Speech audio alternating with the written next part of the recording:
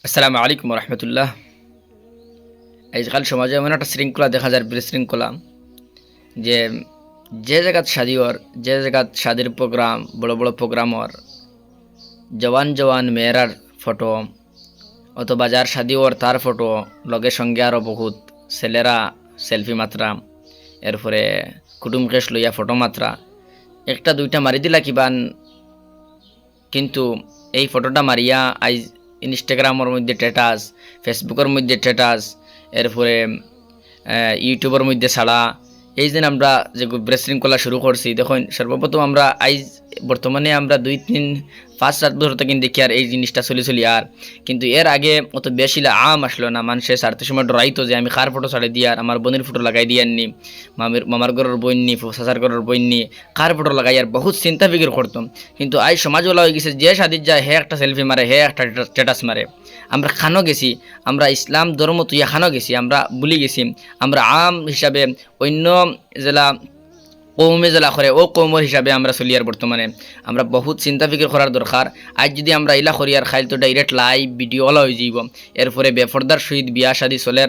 আগে আমরা শুনতাম, দেখতাম ছোটো থাকতে সময়, আজ থেকে 7 বছর 5 বছর 10 বছর আগে দেখছি ছোটো থাকতে থাকতে যে মানুষে বুর্গা লাগাইতা দেখা যাইত না, হইনা বেঠিন। কিন্তু আই জ্বলা হয়েছে যে তারারে এই বালামতি মেকআপ করিয়া, শাড়ি লাগাইয়া, এই বেফর্দা হিসেবে বুয়া বেগানা পুরুষ সকল আইতরা দেখতরা, মুখসানি দিতরা, ও সারার লাস্টে দেখা যায় আখেরও জিনিস একটাও যে তারা টেকার পয়সা ও যেন মুখসানি মুখ দেখতা, শাড়ি দিতা, এরপরে মুখসানি দিতা, ওলা কিছু বিশৃঙ্খলা সমাজে আমরা বর্তমানে রাখছি, যার কারণে আগে দিয়ে আমরা বহুত ফিতনা আইব। বর্তমানেও শোনা যায় মামিয়ে বাইগনা, বাইগনা মামি, এরপরে বাবিন সাইরো বাইদি লইয়া বাগাবাগি শুরু হয়ে গেছে। এই একটা ফিতনা শুরু হয়েছে।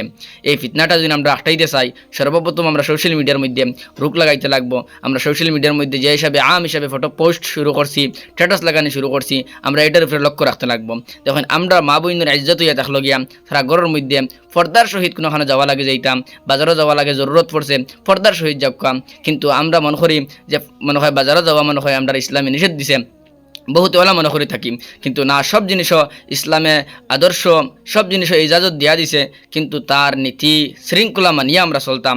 বাজারও যাওয়া যদি আমরা জরুরি মনে করি, তে বাজারও যদি যাওয়া লাগে, কেউ বেটা মানুষ বাড়িতে থাকুন না বিদেশ থাকুন, তে আমরা যারা দি পারি কোনো বেটা মানুষদের দিয়েও জিনিস টেকা দিয়ে আনাইতে পারি, কোনো সামান তে আনাইতাম, নতুবা জরুরত লাগে যাইতাম বাজারও পর্দার সহিত বুর্গা ফিন্দিয়া লাগাইয়া যাইতাম, আমরা আত্মজা লাগাইয়া বাজারও গিয়া বাজার খরচ করিয়া আইতাম, কোনো অসুবিধা নাই। কিন্তু আমরা এই পর্দার সহিত বাজারও যাওয়া অথবা সোশ্যাল মিডিয়ার মধ্যে আজকাল ফটো মারিয়েও স্ট্যাটাস লাগাই দিন, সর্বপ্রথম ফিতনা হয়ে থাকছে, বহুত বড় ফিতনা একটা, যে যেসা আজকাল মেয়ে খালি ফটো ছাড়া সোশ্যাল মিডিয়ার মধ্যে, ইনস্টাগ্রামের মধ্যে, ইউটিউবের মধ্যে, এই জিনিস থেকে আমরা সর্বপ্রথম বাঁচতে লাগবো।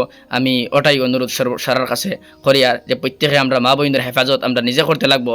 আমরা জওয়ান যারা বাইরে আছি, আমরা প্রত্যেকে খেয়াল রাখতাম আমরার বইনির ফটো, আমরার মার ফটো, আমরার দাদির ফটো, আমরা দাদার সবার খেয়াল রাখতাম যে ফটো, যাহাতে সোশ্যাল মিডিয়ার মধ্যে অন্য কোনো সুরগায় লাগাইতে পারে না, অন্য কোনো মেয়ে লাগাইতে পারে না আমার বোনের ফটো এটাছো।